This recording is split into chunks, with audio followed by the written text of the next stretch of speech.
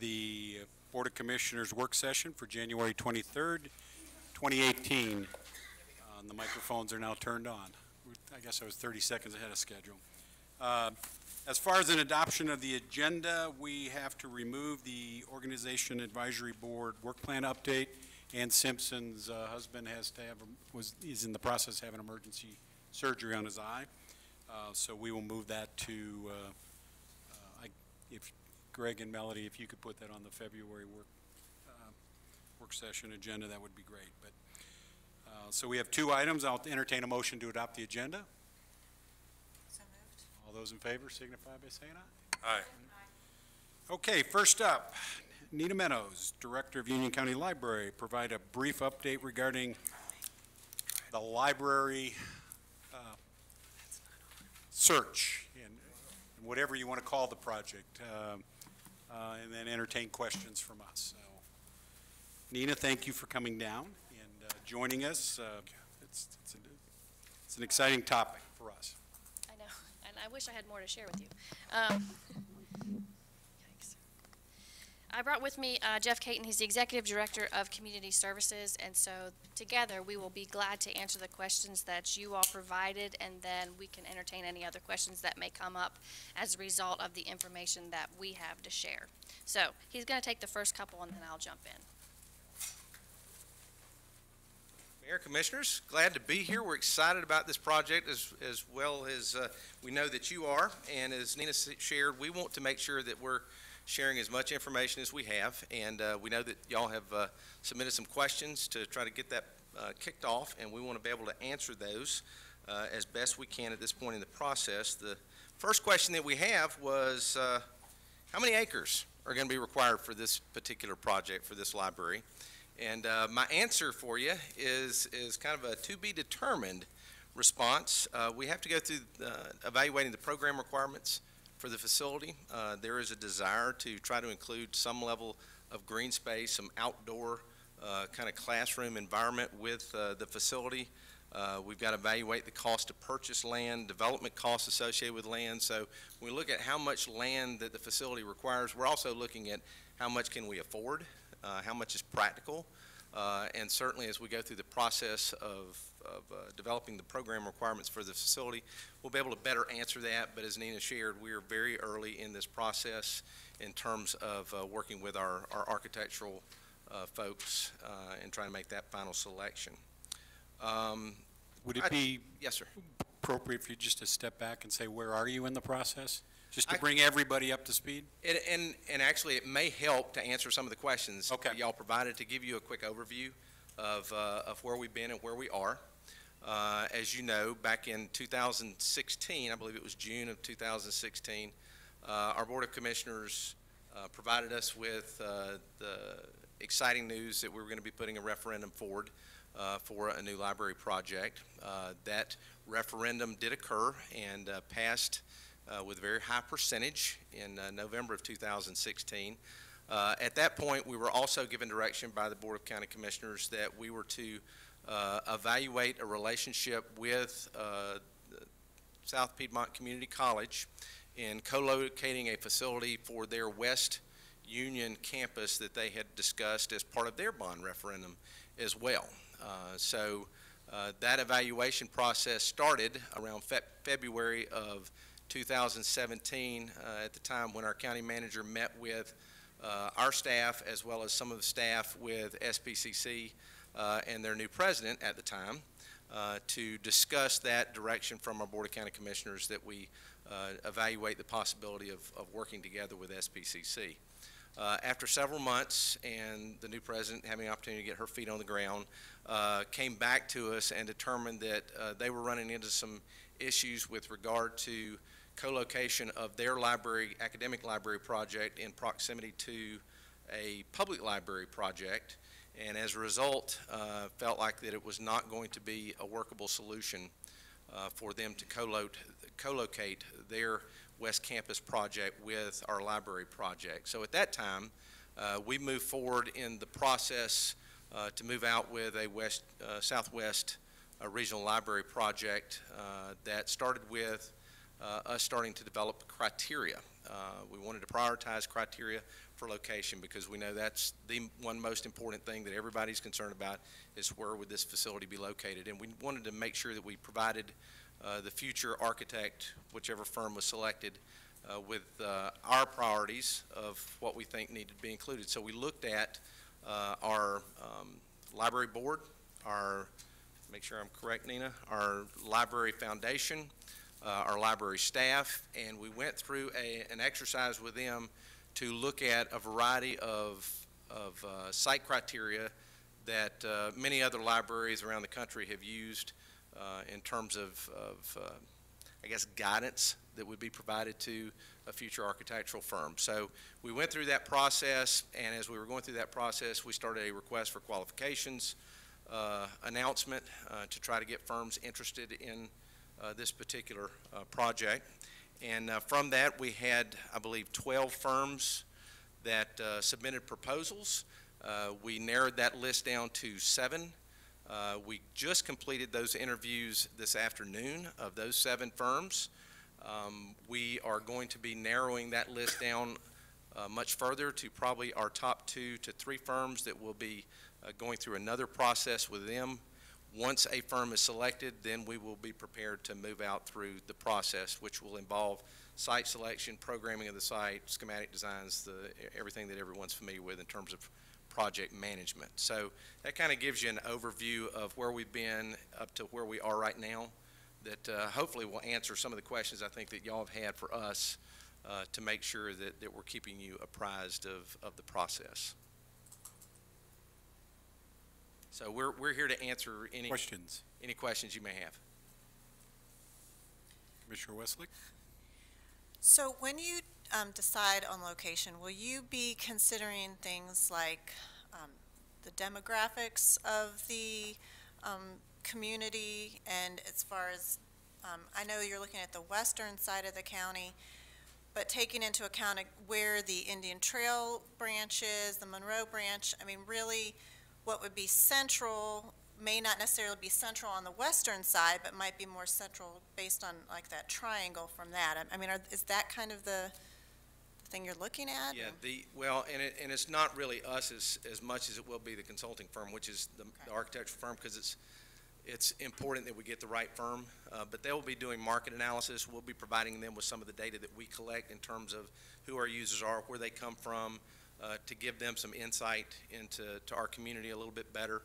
Fortunately, a lot of the firms that we've been dealing with are firms that have done work in North Carolina and some specifically within the Charlotte region, but they will be going through their own market analysis work and their own selection process, and we will be feeding them with information that we collect already through our library system. So that will help them better understand where our current users are coming from, to recognize that some of the folks that live in this area may actually be going to the Indian Trail facility that would be coming to this new facility. So looking at where people are currently traveling, and we want to make sure that we provide them with the most current information that we have with regard to where our users are currently at. But there will be a lot of information that will have to be collected and shared as part of their analysis.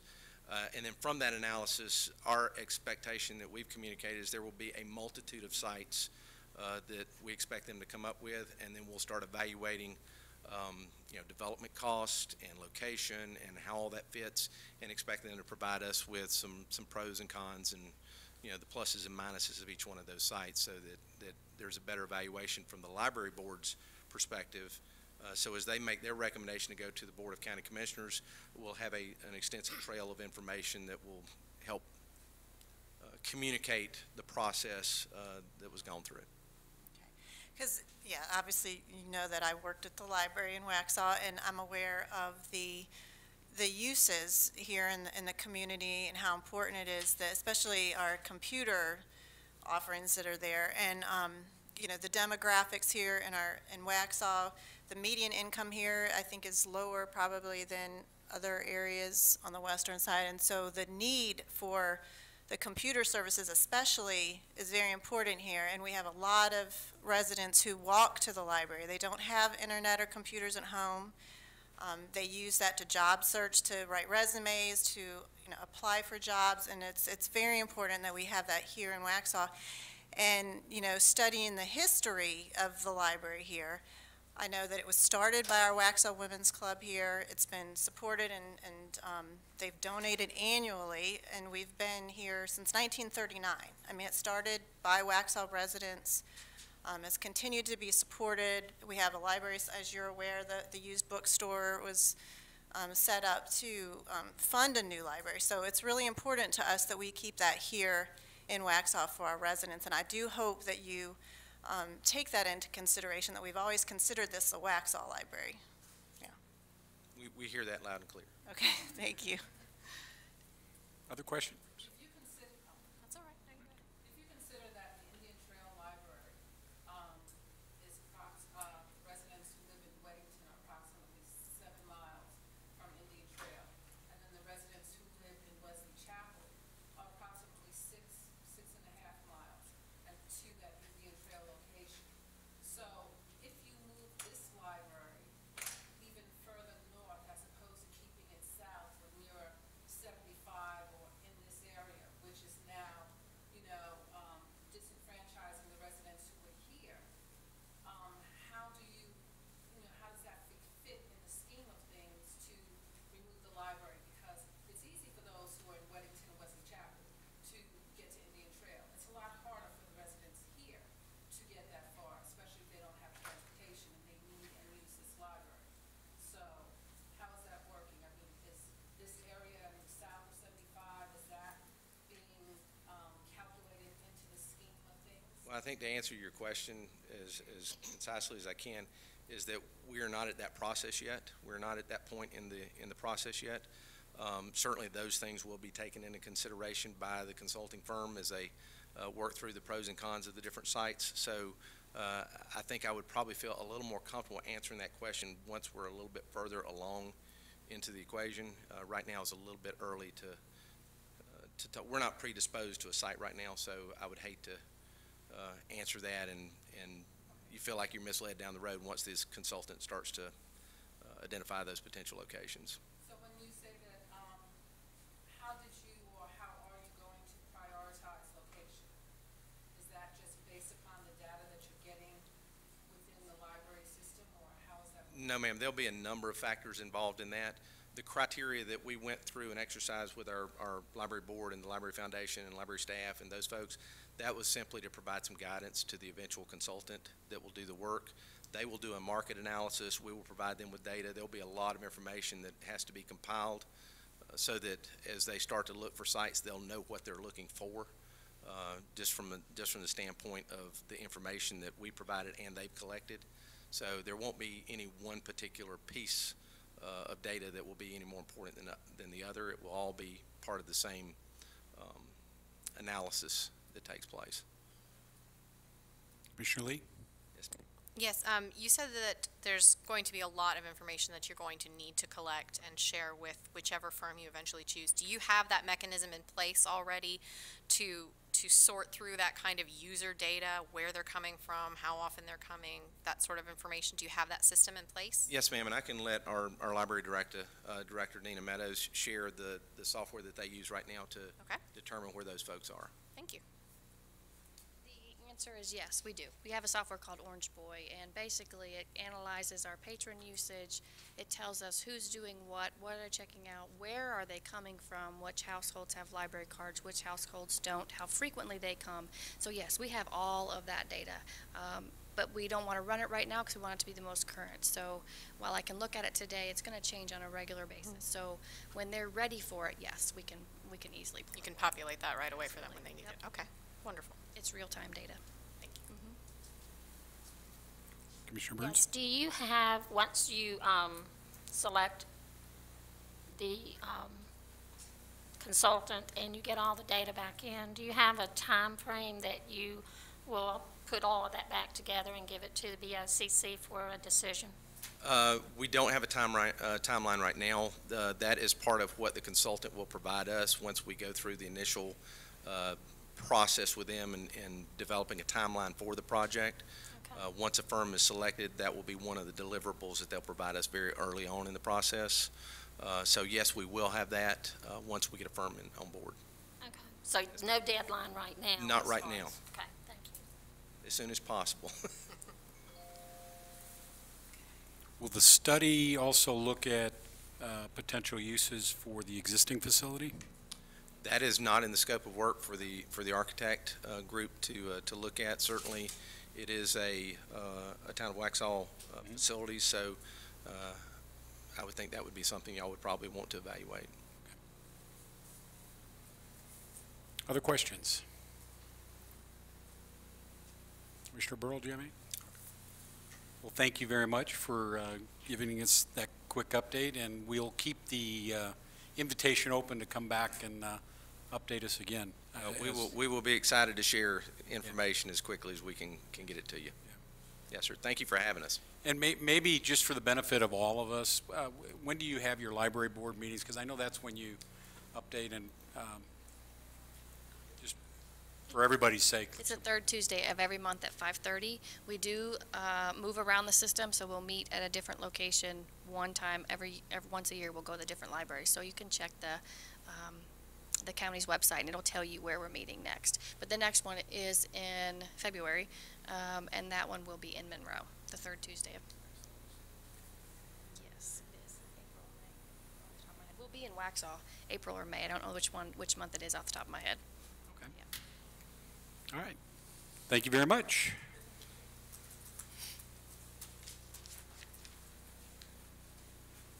Okay, next up, Mr. Rory. Highway 16, a typical section. It's such an interesting topic. Title. Very interesting.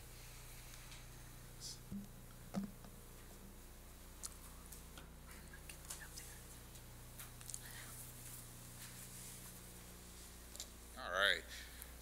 I have a brief presentation before you all today about the Highway 16 corridor, mainly a cross-section dialogue that was initiated by Ncdot with Union County, Village of Marvin, Weddington, and the town of Waxhaw. And really what it kind of boils down to is each municipality, along with the county, were asked to pick a recommended cross-section that they would like to see for Highway 16 for the U57, 69A, and B Widen project. And so largely, if you recall, back in the fall of last year, I mentioned that I'd be coming before the board in this time frame to talk about this, introduce the topic, and then in a subsequent meeting ask for the board to more or less endorse a recommendation, whether it be the one that we have on the staff level or one that you all come up with on your own. But in any event, that's what we're here to discuss today, at least introduce the topic and give you all the opportunity to ask plenty of questions if you have them. Have a little brief overview or outline just to kind of orient us to how we'll walk through it, and I'll just kind of jump right in. This will really be recap for most folks, but Ncdot is planning to widen Highway 16 or Providence Road from Ray Road to Waxhaw Parkway. It's approximately 6 mile stretch. I think it's about 5.7 miles, but we'll just round up to 6 for right now. It's approximately an $80 to $82 million project at this particular point, with a right-of-way acquisition year of 2021 and construction around the 2023 time frame. So that seems far off, but really a lot of the decisions that we're talking about right now, once we start to get moving a little forward in time, things will move much quicker once the right-of-way acquisition phase starts. So in any event, that's the broad overview of the project with a little bit of budget information. As it relates to the cross-section discussion and what we're here to talk about today, I just did an overview or some screenshots of the existing cross-section of Highway 16, basically starting at Bonds Grove Church and moving down to Waxhaw Parkway. I did not go all the way up into Weddington because it just wasn't necessarily appropriate for this presentation, but I just wanted to kind of represent what the cross-section looked like throughout the town limits. Keep in mind that throughout the town limits there are parcels that kind of are not in the town limits. They're in unincorporated Union County, so just want to make that clarification statement. But near Bonds Grove Church in 16, you have mainly a 2-lane section with kind of drainage ditches. The one on the left side is more well-defined. There's also kind of a ditch on the right side as well. Sidewalks kind of intermittent throughout the corridor. As we get down to actually where we are right now, this is PD, you can see that the cross-section changes. It's more of a 3-lane cross-section, mainly for the northbound left turn lane into both the police station and the Ncdot parking spot, or parking lot rather. You have sidewalk that's pretty well defined on the police department side. On the opposite side of 16, not quite as defined. There is some sidewalk there, but it's not quite as defined and not nearly as new.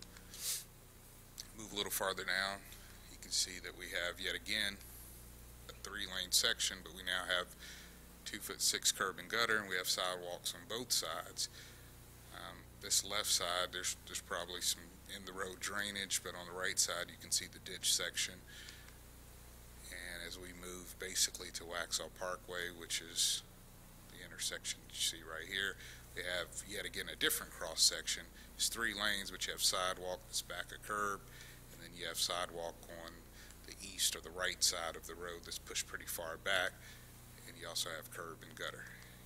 If you back up a bit to the previous slide, you'll notice that that's not curb and gutter, that's actually a white edge line. So the point of showing these 4 slides is this: there's a lot going on with the cross-section as it moves through the town limits. And so the question Ncdot had of us, and again, the county, Marvin, and Weddington, is, as a part of this project, what is your desired cross-section? And I don't want to misspeak and say that our desired cross-section is what ultimately will be built, but they certainly wanted to solicit our feedback and understand what our individual needs were or are. So just wanted to make that kind of clarification. And so the first place we looked at a staff level was, what do our existing plans say?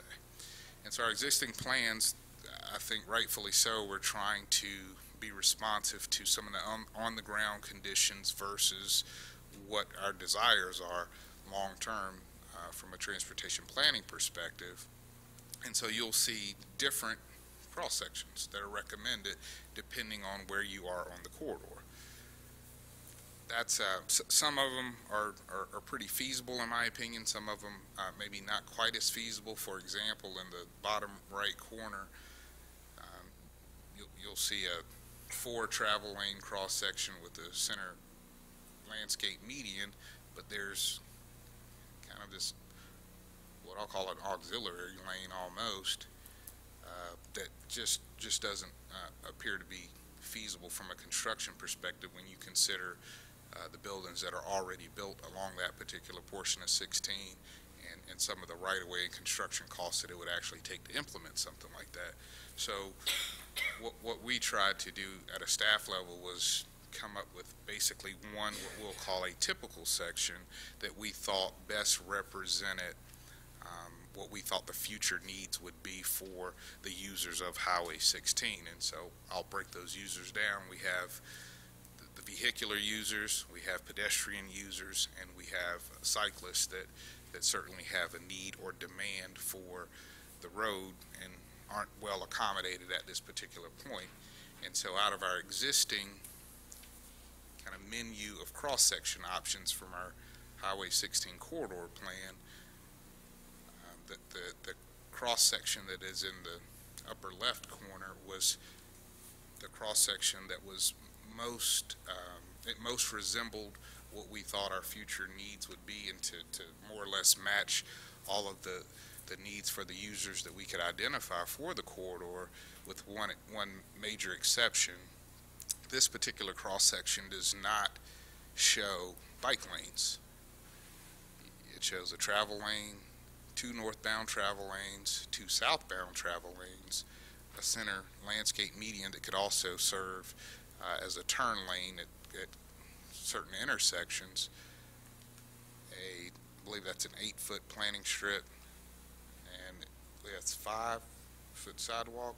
May need to double check that that's not 6, but in any event, on the other side you have an 8-foot planting strip along with the 12-foot shared use path. And so again, those were the key elements that we thought made sense for what we were trying to accomplish long-term, or what we thought we would need long-term, with the exception of the bike lane.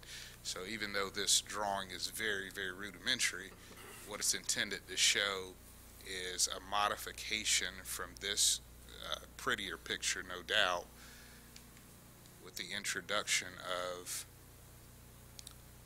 the 5-foot bike lanes on either side. And I just wanted to call out the 12-foot shared use path and 6-foot sidewalk. Something that, you know, I want to point out that you probably are already aware of. There's been a lot of decisions that have happened since we were first asked to come up with our recommendation from Ncdot until today. And those decisions, quite frankly, involve the Weddington and Union County have taken a vote and kind of stated what their recommended cross-section is, and it's up here. It's just going to be shown. We'll call it option 1, and that's 4 travel lanes, 2 in each direction. And there's a little call out that says that's exclusive of a center turn lane. So you would have 5 lanes. 4 would be for north and southbound travel. The 5th lane, or the center turn lane, would be for turn and movements and access management purposes. That option does not contemplate bike lanes, but it does contemplate 5-foot sidewalks on both sides of the road.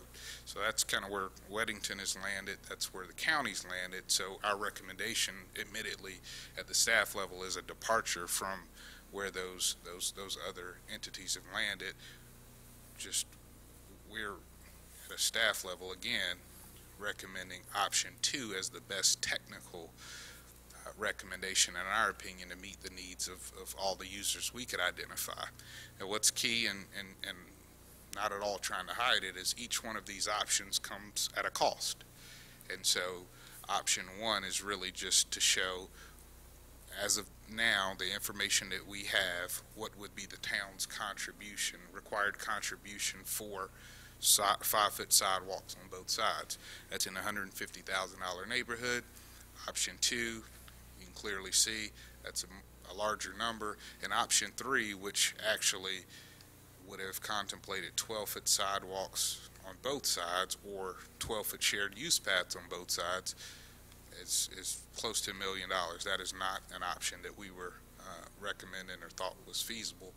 I do want to point out that the numbers that are in front of you don't have right-of-way cost associated with them. So any number that you see, whether it be 151 or 812, is likely to change due to the right-of-way needs and the right-of-way cost associated with implementing any one of those 3 options. So again, not to confuse the matter, but I'll back up so you can see the graphic. This graphic, again, I apologize for the elementary nature of it, but it represents option 2. And so just to speak a little bit about the technical merits of option 2 and maybe why we arrived at that, is clearly you have the 2 travel lanes that are represented by the 22-foot dimension. That would be 2 11-foot travel lanes northbound, 2 11-foot travel lanes southbound. There's space for the landscape median that could also serve as a turning lane at different intersections and things of that nature.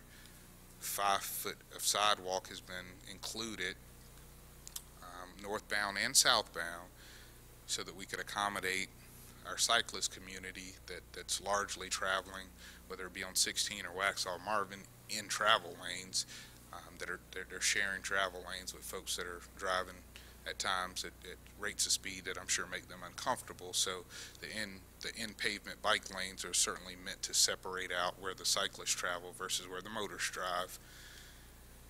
And then you'll see the 8-foot planting strip, which would allow for some plantings and vegetation. And then on the west side of the drawing, or left side of the drawing, there's a 12-foot shared use path. And one of the fundamental differences between maybe a shared use path and a 5 or a 6-foot sidewalk is a shared use path does give the opportunity clearly for more people to use it at any given time, but also for folks to ride their bikes on the shared use path. And so we may ask, what's the difference between the shared use path and the bike lane? And I would argue that the users of an of a pavement bike lane are very different than the users on a bike of a shared use path. I think on a shared use path, you're going to have a more recreational user. You may have parents who want to have their children with them riding along on a shared use path. That's a much more comfortable ride for a recreational user. I think an individual who may be more committed to cycling as a lifestyle or as an active sport may choose, or is most likely to choose, getting out in the road. The actual equipment, the bikes are different, and so I don't necessarily think that a shared use path and a bike lane are intended to serve the same users, quite frankly. So just wanted to point that out in case there was any sort of questions or confusion on why the two on the recommendation. Yes, sir.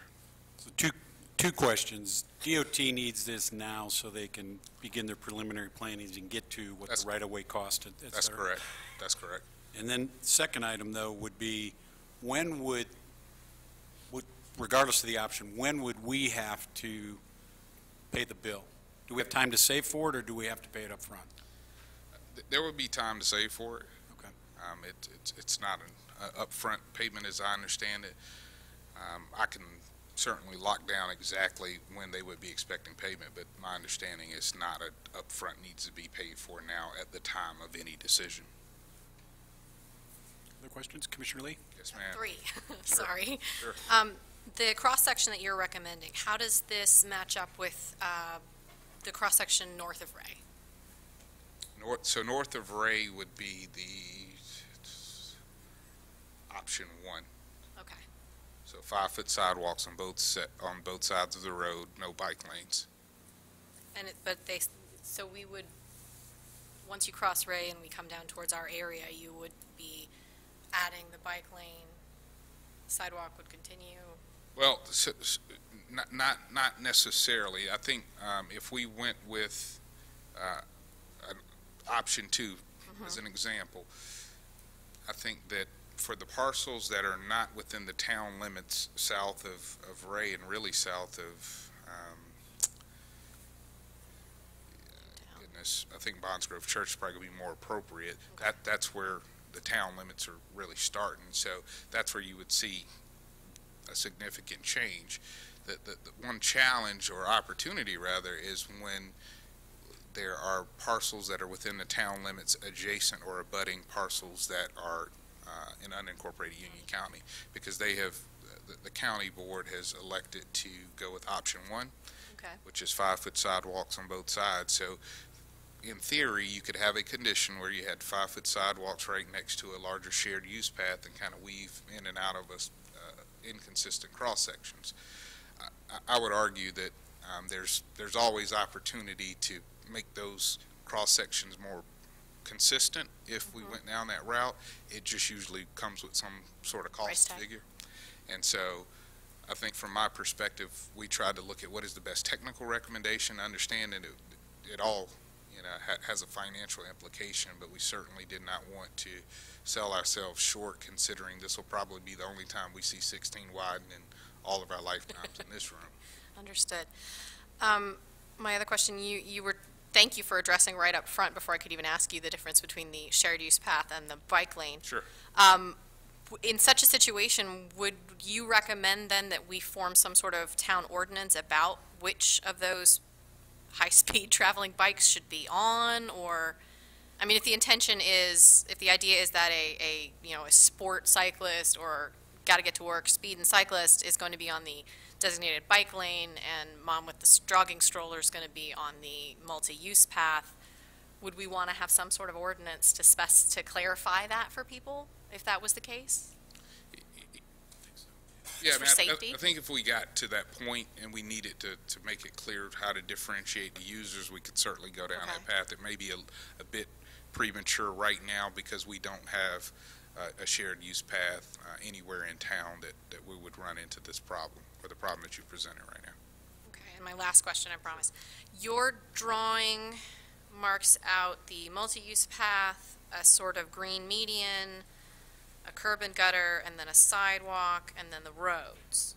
Correct. And the computer-generated drawing does not show the sidewalk. It shows the multi-use path, the greenery, and then immediately to the road. So is that, I believe, that one, yeah? yeah, I believe this is showing the sidewalk, correct? On, now, like, if you're going from left across, your drawing shows a bike path, greenery, sidewalk, road. That shows bike path, greenery, road. Do you get what I'm saying? Here, Am I making sense? I'm sorry. so I think this is showing shared use path or bike Yeah, path, shared use path, okay. bike path. But you're asking, your greener- drawing suggests a shared use path and a sidewalk. No, I No? believe they would be one and the same, essentially. Okay. That's I'm sorry, a shared use path and a bike lane correct. on one side. So shared use path, Okay, greenery, yeah, that's the one and thing bike that lane. the computer generated doesn't show. It just shows the one path on that side of the street. Correct, and if you recall earlier in the presentation, I just pointed out that this particular cross-section most resembled As close as what you we can. thought that our Okay. future needs would be, with the exception of the bike lane, which is added in this particular drawing. All right, all right. Thank you very much. Sure. Commissioner Burrow? Yes, Dennis, are there any areas either in Union County or Mecklenburg County where we could actually look to see if there's a cross-section similar to what you're talking about with the 5-foot bike lanes? Do bicyclists use them on those heavily traveled roads or not? They do. I mean, yes, to your first question, and then we can get you some examples. Yes, they do. They use the bike lanes, to your second question. If there are no bike lanes, I still think committed cyclists are still going to use the road. And so then it largely becomes a matter of how does the municipality in which that bike lane is in respond to that condition? Do you promote cyclists continuing to share the lane with the traveling public, or do you try to accommodate those cyclists?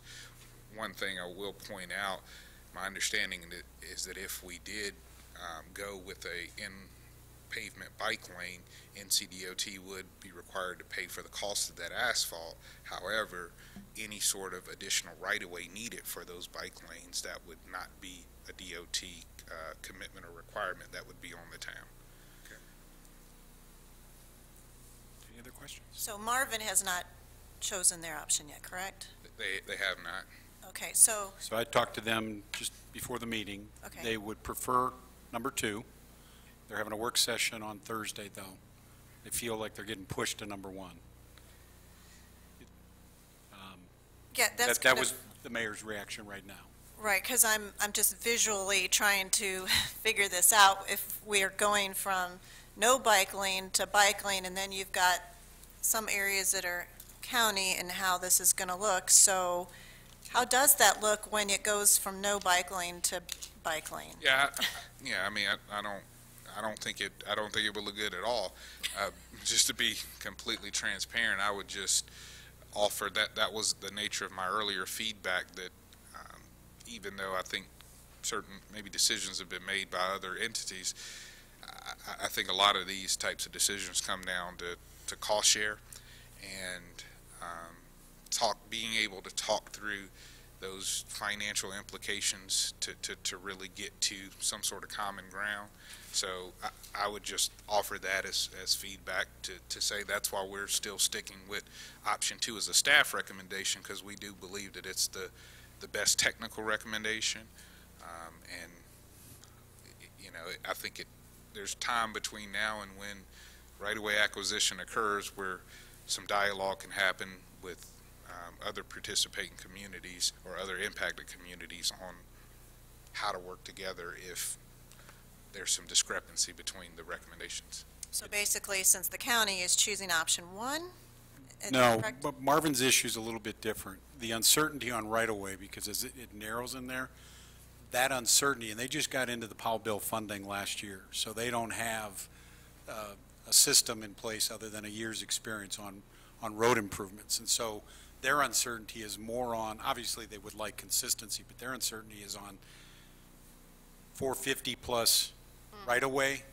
That could, you know, at their tax rate, that could harm them greatly. And so they're trying to figure out, can you work with DOT to, hey, what would it approximately cost so they could get a better idea, because you're talking about an expense that's 7 years out. I mean, that's what they're struggling with. Right.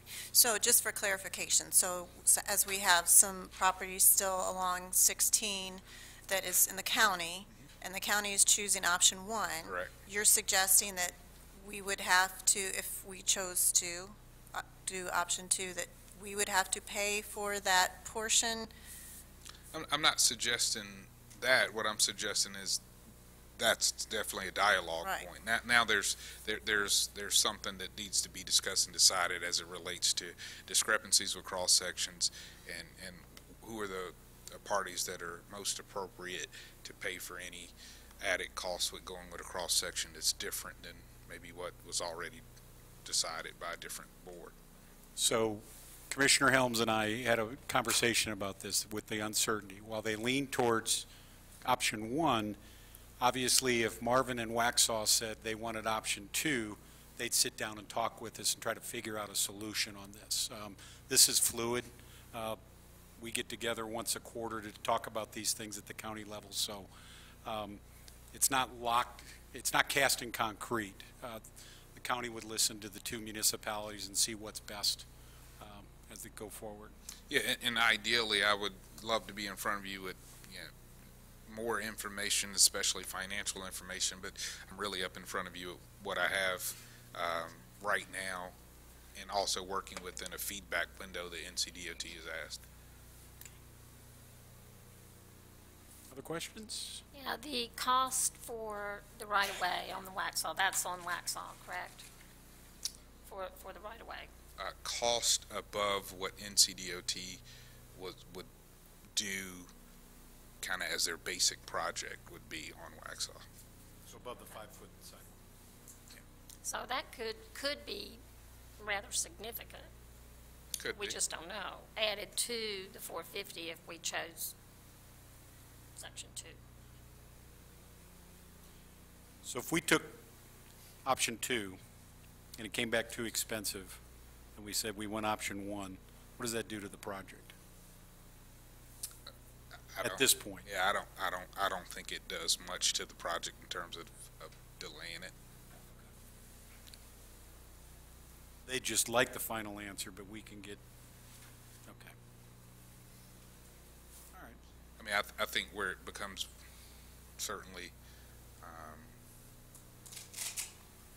impactful is when they truly transition over into design. Right now, they're at the planning level where they're trying to establish basically the outer boundary or the right-of-way limits, and they can make some assumptions right now and move along with the planning efforts without all of the information they probably need or want. So if we went with option 2, we could get a much better cost estimate to make a better decision down the road, is what you're alluding to. Yeah, I mean, you certainly could. And that's still with the ability to change back to 1 before the design is implemented and they move forward. Yeah, that's correct. I mean, the way I view kind of this dialogue is largely if Ncdot is asking kind of what do you want, Waxhaw, typically you front load that response with everything that you can think of. And then if you find out that that's not necessarily feasible for a number of reasons, whether it be financial or property impacts or whatever, you can start stepping back to something that is a less impactful and more feasible option given better information down the line. And it's important to know Weddington went with option 1 primarily because from the county to Ray Road, they had already made that choice, and so they wanted to be consistent throughout. Sure. Other questions? Thank you, Dennis. Thank you. And you're coming back to us in February for a decision? That's correct. Okay. That's correct. When do you need to take that back to DOT? I know we're late, but. Yeah. Okay. I think February would be fine. Okay, good. Thank you. All right, that's all we have for the work session. I'll entertain a motion to adjourn. So moved. All those in favor signify by saying aye. Aye. Thanks, everybody. Try to hang in the other room, I guess. Yeah, go charge it up.